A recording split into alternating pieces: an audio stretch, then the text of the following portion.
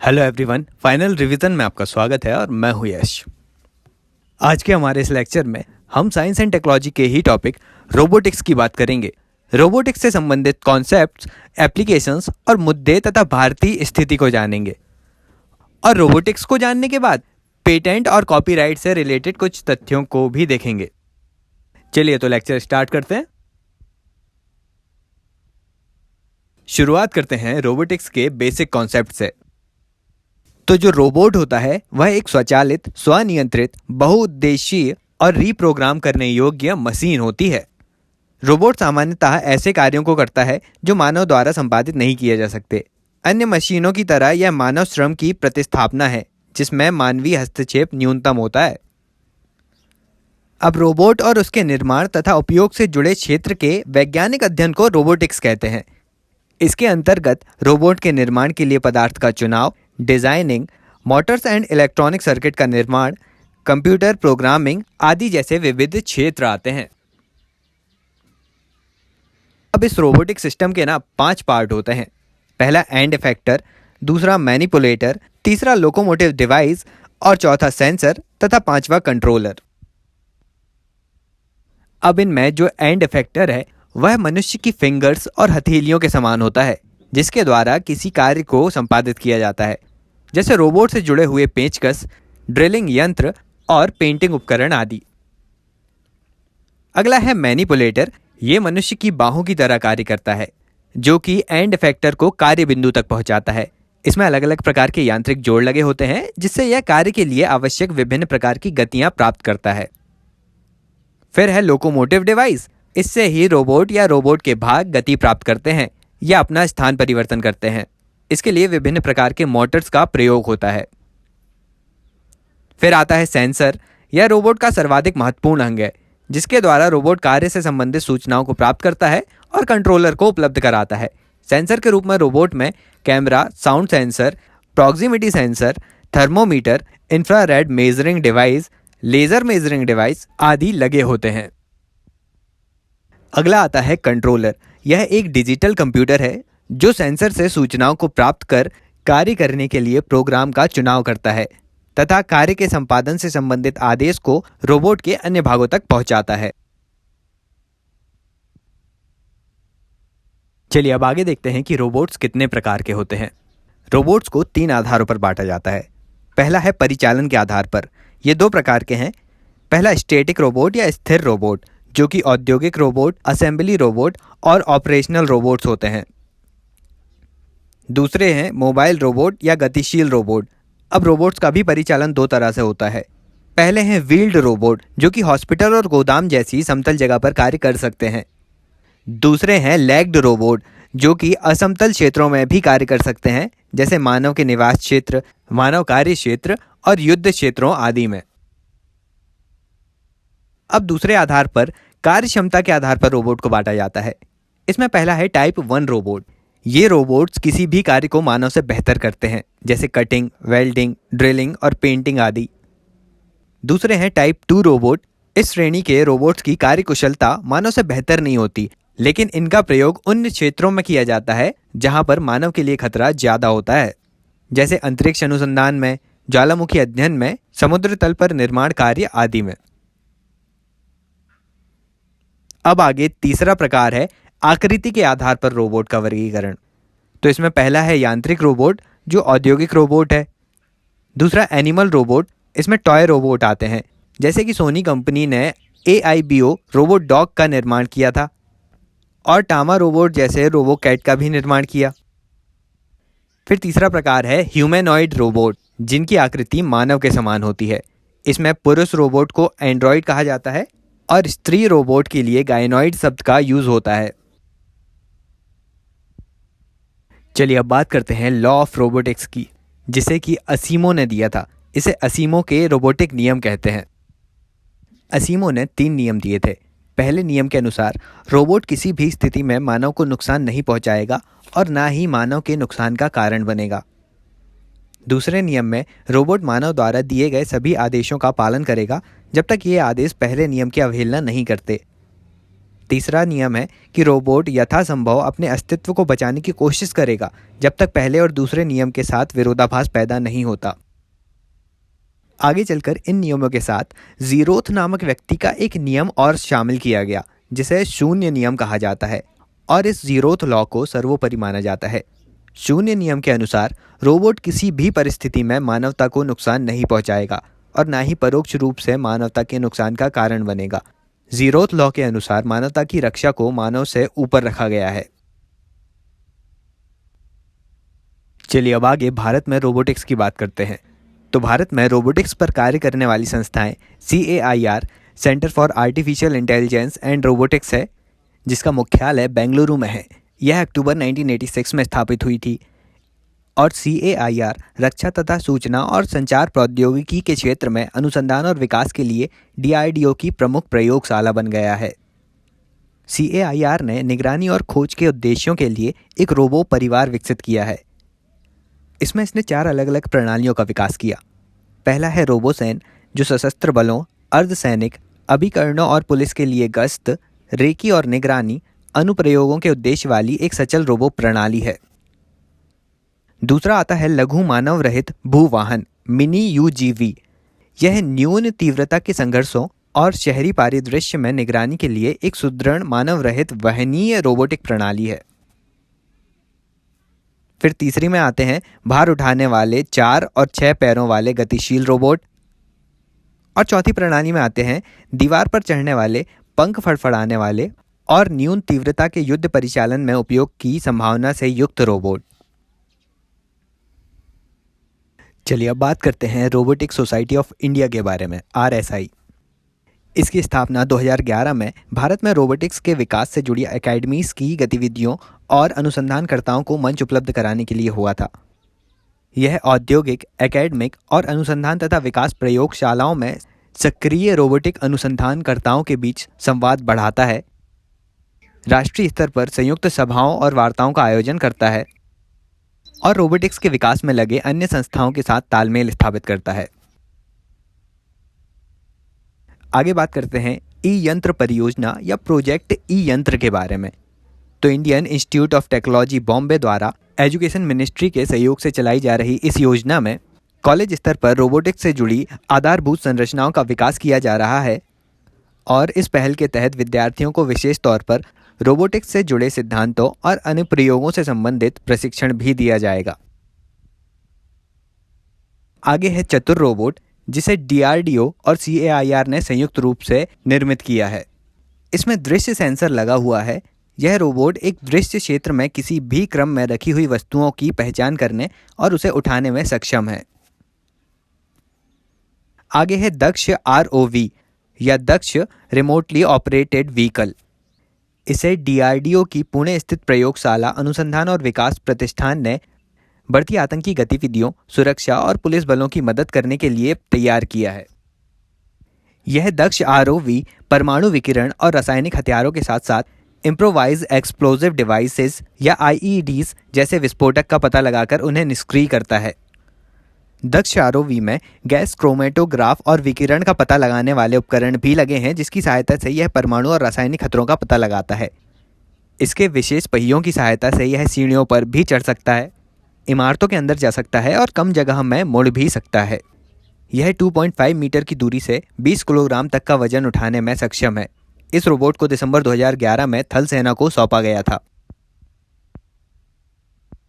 अब आगे आता है DRDO ऑरा या घातक। यहाँ ऑरा का मतलब है ऑटोनॉमस अनमैन्ड रिसर्च एयरक्राफ्ट। यह एक मानव रहित लड़ाकू विमान है। यह इंडियन एयरफोर्स के लिए DRDO ने विकसित किया है। इसकी डिज़ाइनिंग एरोनॉटिकल डेवलपमेंट एजेंसी को सौंपी गई थी। यह एक स्टील्थ UCAV होगा जो बम और मिसाइल दागने में सक्षम होगा। एरोनॉटिकल डेवलपमेंट एजेंसी ने इसे self defending high speed reconnaissance UAV with weapon firing capability के रूप में परिभाषित किया है। चलिए अब उपयोगिता के आधार पर विभिन्न प्रकार के रोबोट्स और उनके एग्जाम्पल्स देख लेते हैं। पहला औद्योगिक रोबोट, जिसमें वेल्डिंग और पेंटिंग जैसे कार्यों के लिए रोबोट होते हैं। दूसरा डोमेस्टिक रोबोट, जिसमें vacuum cleaner, robotic pool cleaner और स्वीपर्स जैसे उपकरण लगे होते हैं। फिर मेडिकल रोबोट्स हैं जिनका प्रयोग चिकित्सकीय कार्यों में होता है, जैसे सर्जरी रोबोट आदि। फिर सैन्य या मिलिट्री रोबोट आते हैं, जैसे बम निरोधक रोबोट और विभिन्न प्रकार के परिवहन के लिए परिवहन रोबोट और टोही विमान ड्रोन आदि। फिर मनोरंजन रोबोट में खिलौना रोबोट, रनिंग अलार्म रोबोट आदि आते हैं। फिर अंतरिक्ष रोबोट में नासा द्वारा प्रक्षेपित अपॉर्चुनिटी रोवर और क्यूरोसिटी रोवर इसके उदाहरण हैं। फिर आते हैं असिस्टिव या सहायक रोबोट। इसमें प्रायः अस्पतालों और घरों में रोगी, बूढ़े और अक्षम व्यक्तियों की सहायता के लिए ये होते हैं। फिर आते हैं ह्यूमनॉइड रोबोट। अब इसके कुछ उदाहरण हैं। पहला है रोबोनॉट। यह नासा द्वारा बनाया गया ह्यूमनॉइड रोबोट है। इसका उद्देश्य इंटरनेशनल स्पेस स्टेशन में अंतरिक्ष यात्रियों की सहायता करना है। इसमें रोबोनॉट 1 पहला रोबोट था और वर्तमान में रोबोनॉट 2 कार्य कर रहा है, जिसे 2011 में अंतरिक्ष में भेजा गया था। ह्यूमनॉइड रोबोट का दूसरा उदाहरण है रूस द्वारा निर्मित Fedor, final experimental demonstration object research. इसका संचालन 2021 में इंटरनेशनल स्पेस स्टेशन में शुरू होगा। यह केवल अंतरिक्ष में ही नहीं बल्कि पृथ्वी पर भी चरम वातावरण में काम कर सकेगा। अब अंतरिक्ष में पहले से ही रूस के SAR-400, SAR-401, अमेरिका द्वारा निर्मित रोबनॉट 2, जर्मनी का AILA, चीन का ज़ियोनतियान आदि रोबोट्स भेजे जा चुके हैं। अगला ह्यूमनॉइड रोबोट है वाल्कीरी। इसे नासा द्वारा तैयार किया जा रहा है, जिसे मंगल पर कॉलोनी निर्माण का काम सौंपा गया है। अब रोबोट का अगला टाइप है कोलैबोरेटिव रोबोट। यह मनुष्य की सहायता के लिए है और औद्योगिक रोबोट की तरह मनुष्य को नुकसान पहुंचाने की संभावना इसमें कम होती है। इन्हें नियंत्रित करने के लिए अति विशेषज्ञ संचालकों की आवश्यकता नहीं होती। फिर आते हैं नैनो रोबोट, जो कि 10⁻⁹ मीटर के पैमाने पर डेवलप किए जाते हैं। इसके कुछ उदाहरण इस प्रकार हैं। पहला एम ब्लॉक, जो कि मॉड्यूलर रोबोट का प्रकार है। इसमें कोई भी आकार बनाने के लिए क्यूब्स का उपयोग किया जाता है। ये क्यूब्स गतिशील होते हैं और विभिन्न प्रकार के औद्योगिक और मरम्मत कार्य के लिए उपयोग किए जाते हैं। फिर दूसरा है क्लैट्रॉनिक्स। यह एक वस्तु को बनाने के लिए एक साथ जुड़ सकते हैं। इनके प्रत्येक बिंदु को या मूलभूत इकाई को क्लैट्रॉनिक एटम या कैटॉम कहा जाता है। इनमें रंग बदलने की क्षमता भी होती है। फिर आते हैं माइक्रो रोबोट। ये 1 मिलीमीटर से कम आकार वाले मोबाइल रोबोट हैं, जो कि माइक्रोमीटर आकार के घटकों को संभालने में सक्षम होते हैं। फिर है स्नैक रोबोट। ये सांप जैसे दिखते हैं और स्वतः विन्यस्त होते हैं। ये आपदा प्रबंधन या खोज तथा बचाव में सहायक होते हैं। फिर आते हैं स्वार्म रोबोट। ये एक साथ छोटे छोटे कणों के रूप में बड़ी संख्या में होते हैं। ये एक दूसरे के साथ प्रभावी ढंग से रेडियो फ्रिक्वेंसी या किसी अन्य यांत्रिक उपकरण का उपयोग कर बातचीत कर सकते हैं। अब रोबोट का अगला प्रकार है दूर संचालित रोबोट या टेली ऑपरेटेड रोबोट। इन्हें सुदूर स्थानों से मनुष्य द्वारा नियंत्रित किया जाता है। इसका उपयोग पहले भी मैक्सिको की खाड़ी में तेल रिसाव का पता लगाने में किया जा चुका है। इसकी मदद से डॉक्टर दूर बैठे किसी मरीज का इलाज कर सकते हैं। अगला रोबोट है ऑगमेंटिंग रोबोट। ये ऐसे रोबोट होते हैं जो सीधे तौर पर मनुष्य के अंगों से जुड़े होते हैं। मनुष्य के अंगों का बर्ताव ही इनके कार्य करने के ढंग को निर्धारित करता है। ये रोबोट्स मनुष्य के किसी ऐसे शारीरिक कौशल को बढ़ा सकते हैं जो दुर्घटना या किसी अन्य कारण से कम हो गया हो। अब कुछ अन्य निर्मित रोबोटों की बात कर लेते हैं। पहला है मेबल रोबोट, जो कि 2 पैरों वाला रोबोट है। इसका निर्माण 2009 में मिशिगन विश्वविद्यालय के शोधकर्ताओं द्वारा किया गया। यह 6.8 मीटर पर आवर की गति से दौड़ सकता है। फिर आता है माइटी ईगल। यह नासा द्वारा तैयार किया गया एक रोबोटिक प्रोटोटाइप लैंडर है। इसमें 3 पहिए लगे हैं।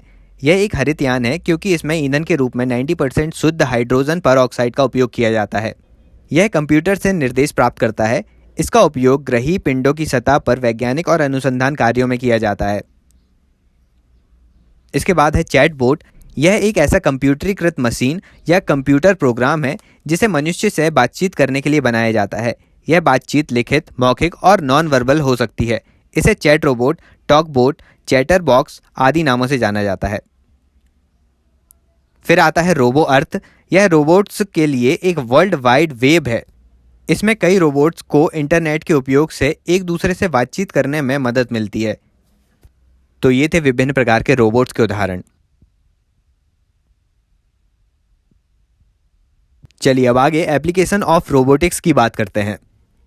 तो इसमें पहला आता है औद्योगिक क्षेत्र में रोबोटिक्स का प्रयोग, और इंडस्ट्रीज में point to point robot, pick and place robot आदि आते हैं।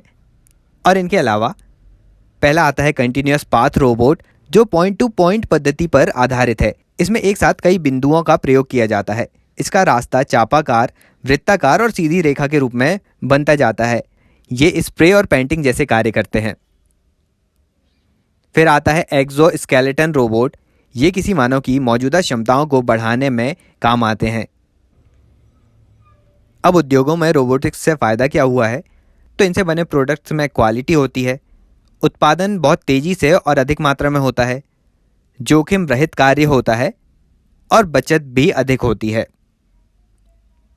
अब ऐसा ही औद्योगिक रोबोट है ब्रावो। तो ब्रावो को TAL मैन्युफैक्चरिंग सॉल्यूशंस ने 2017 में निर्मित किया था।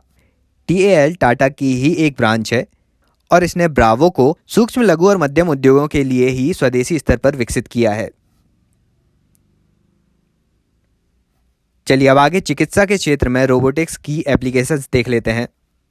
तो वर्तमान में मस्तिष्क सर्जरी, हार्ट बाईपास सर्जरी और कैमरा कैप्सूल के माध्यम से पाचन तंत्र को ठीक करने आदि जैसे काम किए जा रहे हैं। वहीं ब्रेस्ट कैंसर को स्कैन करने के लिए रोबोटिक हैंड विकसित किया गया है। डेंटिस्ट भी रोबोटिक डेंटल ड्रिल का प्रयोग इम्प्लांट डेंटल सर्जरी के लिए करते हैं। अमेरिका की Intuitive Surgical company da Vinci surgical robot बनाती है। 2007 में आयरलैंड में कॉर्क यूनिवर्सिटी के मैटरनिटी अस्पताल, कॉर्क यूनिवर्सिटी मैटरनिटी हॉस्पिटल में पहली बार गायनेकोलॉजिकल सर्जरी में रोबोट का इस्तेमाल किया गया था। अब इनके अलावा प्रोस्थेटिक के रूप में रोबोट का यूज होता है, जिसमें प्रोस्थेटिक चिकित्सा विज्ञान की वह पद्धति है जिसमें मनुष्य के अंगों को प्रत्यारोपित किया जाता है। इसमें ये प्रोस्थेटिक अंग शरीर के बिना कटे अंगों से प्राप्त इलेक्ट्रोमायोग्राफी संकेतों को मापकर दिमाग के निर्देशों को समझ जाते हैं और इसी सूचना के उपयोग से कृत्रिम अंगों को नियंत्रित किया जाता है। फिर टेलीमेडिसिन में भी रोबोटिक्स का यूज है। दूर संचालित मेडिकल रोबोट्स के माध्यम से ही दूर बैठे मरीजों से संपर्क साधकर उनके रोगों का इलाज किया जाता है और इससे मिनिमल इन्वेजिव सर्जरी को संपन्न किया जा सकता है तथा ऑर्थोस्कोपिक और लेप्रोस्कोपिक सर्जरी इसके प्रमुख उदाहरण हैं। अब रोबोट का इस चिकित्सा वाले क्षेत्र में उपयोग करने के लिए सटीकता की आवश्यकता है। चलिए अब सैन्य क्षेत्र में रोबोटिक्स के उपयोग को देखते हैं। तो यहाँ अनमैन्ड एरियल व्हीकल UAV या ड्रोन का उपयोग जासूसी करने, बिना आवाज किए मिसाइल हमला करने आदि में किया जा रहा है। फिर बॉस्टन डायनेमिक्स रोबोट डॉग का उपयोग विभिन्न प्रकार के भारी वाहनों और युद्ध क्षेत्र में प्रयोग किए जाने वाले उपकरणों आदि को सघन जंगलों, बर्फ तथा सक्रिय घाटियों के बीच से होकर ले जाने में इसका उपयोग होता है। फिर हमारे DRDO ने दक्ष नामक एक विद्युत रिमोट कंट्रोल रोबोट का निर्माण किया है जो विस्फोटक का पता लगाता है। आगे DRDO एक ऐसी रोबो आर्मी तैयार करने में जुटा है जिसमें शामिल प्रत्येक रोबोट की बुद्धिमत्ता का स्तर काफी ऊंचा होगा। इस प्रोजेक्ट के लिए लगे वैज्ञानिकों की कोशिश है कि ये रोबोट मित्र और शत्रु में पहचान कर सके। चलिए आगे अंतरिक्ष और समुद्री क्षेत्र में रोबोटिक्स का उपयोग देखते हैं। तो अंतरिक्ष में खोज करने के लिए नासा ने कई रोबोट्स विकसित किए जो कि खतरनाक स्थिति में भी कार्य कर सकते हैं। उदाहरण के तौर पर रोबोनॉट रिमोट द्वारा संचालित एक रोबोट है जो एस्ट्रोनॉट के स्थान पर अंतरिक्ष में स्पेस वॉक करेगा। इसके अलावा नासा ने मंगल पर मार्स एक्सप्लोरेशन रोवर भेजा है। फिर समुद्री क्षेत्र में रोबोटिक सबमरीन गहरे समुद्र और बर्फ से पटे हुए पानी के भीतर रहस्यों को तलाशने के लिहाज से बहुत महत्वपूर्ण है। अब आगे दवा उद्योग में एप्लीकेशन देखते हैं रोबोट्स की। तो दवा उद्योगों में रोबोट्स ऐसे कार्य करने में समर्थ हैं जो प्रायः इंसान के लिए खतरनाक माने जाते हैं, जैसे रेडियो एक्टिव प्रदूषण के संपर्क में रहकर किए जाने वाले कार्य, फिर टेस्ट ट्यूब विश्लेषण और परीक्षण आदि वाले कार्य। रोबोट्स के माध्यम से ही नकली दवाओं और नकली संयोजनों की पहचान की जा सकती है। अब आगे कृषि क्षेत्र में रोबोट्स के क्या उपयोग हैं वो देखते हैं। तो रोबोट्स की सहायता से मुख्यतः फसलों की कटाई होती है। इसके अलावा रोबोट्स या ड्रोन के उभरते अनुप्रयोगों में खरपतवार नियंत्रण, क्लाउड सीडिंग, बीज रोपण, मृदा विश्लेषण आदि शामिल है। रोबोट्स का इस्तेमाल पशुधन अनुप्रयोगों या लाइव स्टॉक रोबोटिक्स में किया जा सकता है। इसके अंतर्गत ऑटोमेटिक मिल्किंग, वॉशिंग और कास्ट्रेटिंग आदि शामिल हैं। चलिए अब आगे बात करते हैं जैव प्रेरित रोबोटिक्स या बायो इंस्पायर्ड रोबोटिक्स के बारे में। इसमें प्रकृति में उपस्थित जीवों या रचनाओं की तरह ही रोबोट्स को बनाया जाता है, जिसमें जैव प्रेरित रचनाओं के निर्माण के लिए प्रकृति में पाई जाने वाली अवधारणाओं को सीखा जाता है और उन्हें वास्तविक दुनिया में लागू किया जाता है। यह भविष्य में ऐसे रोबोटिक्स को संभव बना सकता है जिसमें जैविक ऊतक और इलेक्ट्रॉनिक सिस्टम दोनों शामिल हों। अब university of California Los Angeles के बायो इंजीनियरिंग विभाग के द्वारा ऊतक आधारित एक सॉफ्ट रोबोट का विकास किया है, जो स्टिंगरे नामक एक समुद्री मछली की बायोमैकेनिकली नकल करता है। 10 मिलीमीटर लंबा यह रोबोट 4 परतों से बना है, जिसमें जीवित हृदय कोशिकाओं से बना ऊतक, संरचनात्मक ढांचे को संभालने के लिए 2 विशिष्ट प्रकार के जैव पदार्थ और लचीले इलेक्ट्रोड का प्रयोग किया गया है। इन इलेक्ट्रोड्स के द्वारा हृदय कोशिकाओं को जैव पदार्थ की परत पर संकुचित किया जाता है, तो रोबोटिक स्टिंगरे प्राकृतिक स्टिंगरे की तरह अपने पंखों तथा फिन्स को हिलाने लगते हैं। ये बायो इंस्पायर्ड रोबोटिक्स का एक बड़ा उदाहरण है।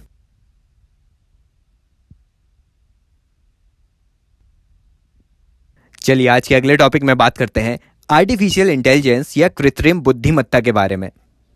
तो यह कंप्यूटर विज्ञान की वह शाखा है जिसके अंतर्गत कंप्यूटर नियंत्रित रोबोट या किसी सॉफ्टवेयर को इंसान की तरह व्यवहार करने के लिए कार्यान्वित या प्रोग्राम्ड किया जाता है। इसमें सामान्य हार्डवेयर और सॉफ्टवेयर के अलावा कृत्रिम बुद्धि का प्रयोग किया जाता है, जो रोबोट या मशीन को किसी भी माहौल को देखते ही प्रतिक्रिया स्वरूप जवाब देने में सक्षम बनाती है। अब किसी भी वस्तु को बौद्धिक तभी कहा जा सकता है जब उनमें ये 3 विशेषताएं होती हैं। पहला स्मृति क्षमता, दूसरा निर्णय लेने और विश्लेषण करने की क्षमता और तीसरा नए विचारों को उत्पन्न करने की क्षमता। तो सुपर कंप्यूटर के निर्माण के बाद स्मृति और निर्णय क्षमता तो हासिल कर ली गई थी, लेकिन फिर आर्टिफिशियल इंटेलिजेंस के क्षेत्र में सर्वप्रथम महत्वपूर्ण प्रयास गणितज्ञ और कंप्यूटर वैज्ञानिक एलन मैथिसन ड्यूरिंग ने किया था। इनके ही तर्कों, विचारों और तथ्यों के आधार पर 1950 के दशक में हर्बर्ट साइमन ने बताया कि कंप्यूटर भी सोच सकते हैं। फिर अमेरिका के जॉन मैककार्थी ने 1956 में कृत्रिम बुद्धिमत्ता शब्द को the science and engineering of making intelligent machines के रूप में परिभाषित किया। अब ये याद रखिएगा कि IBM द्वारा निर्मित सुपर कंप्यूटर डीप डब्ल्यू 1997 में शतरंज के सर्वकालीन महान खिलाड़ियों में शुमार गैरी कास्पेरो को हरा चुका है। अब आर्टिफिशियल इंटेलिजेंस के क्षेत्रों में कंप्यूटर विज्ञान, मनोविज्ञान, भाषा विज्ञान, चिकित्सा विज्ञान, दर्शन शास्त्र, समाजशास्त्र, गणित और इंजीनियरिंग आते हैं। अब आर्टिफिशियल इंटेलिजेंस के लाभ भी रोबोटिक्स की तरह ही हैं, मतलब खतरनाक कार्यों में इसका यूज हो सकता है, शीघ्रता से तथा बिना थके कार्य किया जा सकता है, समय और संसाधनों की बचत हो सकती है, और चिकित्सा, सेना, कृषि, खेल, विनिर्माण, संचार आदि में इसका यूज किया जा सकता है। चलिए अब आगे बढ़ते हैं और बात करते हैं IPR या इंटेलेक्चुअल प्रॉपर्टी राइट्स के बारे में। इंटेलेक्चुअल प्रॉपर्टी या बौद्धिक संपदा क्या होती है? मानव मस्तिष्क की कोई भी कृति जो समाज के लिए उपयोगी हो तथा सृजनकर्ता के लिए आर्थिक रूप से महत्वपूर्ण हो, उसे बौद्धिक संपदा या इंटेलेक्चुअल प्रॉपर्टी कहा जाता है। अब किसी भी बौद्धिक संपदा पर उसके सृजनकर्ता को दिया जाने वाला अधिकार बौद्धिक संपदा अधिकार है। यह अधिकार किसी देश की वैधानिक सेवाओं के अंतर्गत एक सीमित अवधि और उस देश की सीमा के अंदर शर्तों के साथ प्रदान किया जाता है। अब IPR के कुछ प्रकार इस प्रकार हैं। पहला कॉपीराइट, दूसरा ट्रेडमार्क, तीसरा ट्रेड सीक्रेट, चौथा जियोग्राफिकल इंडिकेटर या GI टैग, पांचवा इंडस्ट्रियल डिजाइन और छठवां है पेटेंट। सबसे पहले कॉपीराइट को देखते हैं।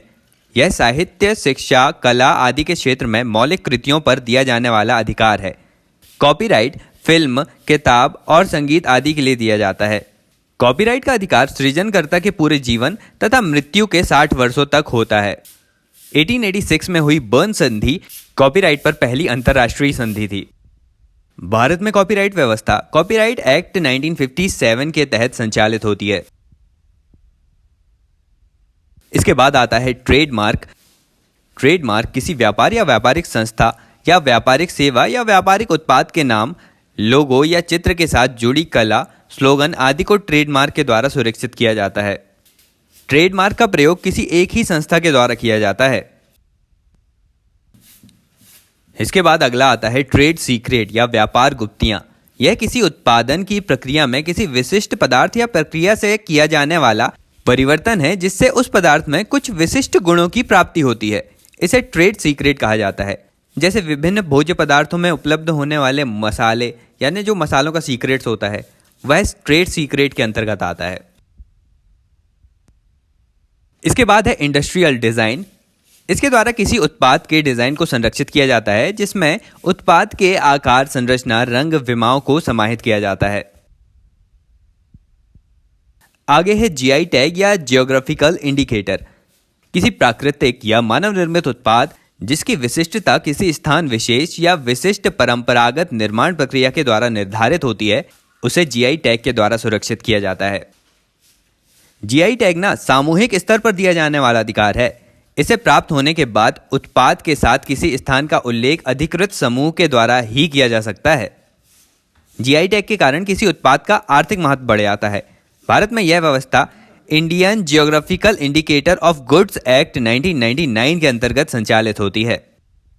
फिर भारत में 2004 में पहला जीआई टैग दार्जिलिंग टी को दिया गया था। इसके बाद आता है पेटेंट, जो औद्योगिक दृष्टि से महत्वपूर्ण आविष्कारों के सृजनकर्ताओं को दिया जाता है।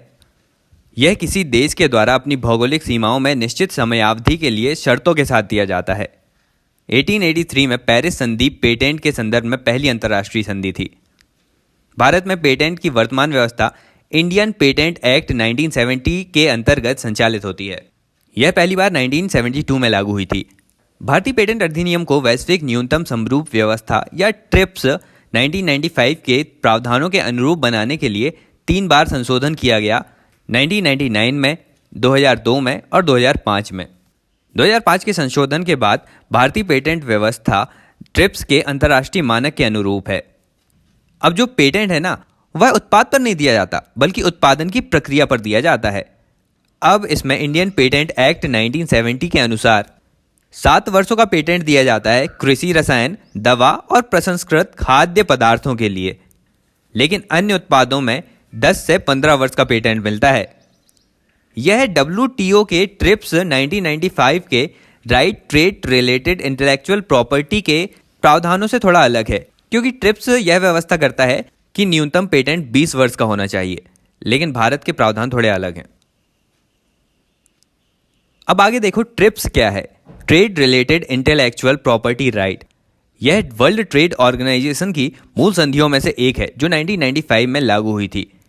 इसी ट्रिप्स के न्यूनतम समरूप प्रावधान को विकसित देशों में लागू किया गया है, लेकिन विकासशील देशों में इसे लागू करने के लिए 2005 तक का समय दिया गया था। अविकसित राष्ट्र इसे 2018 तक लागू कर सकते थे।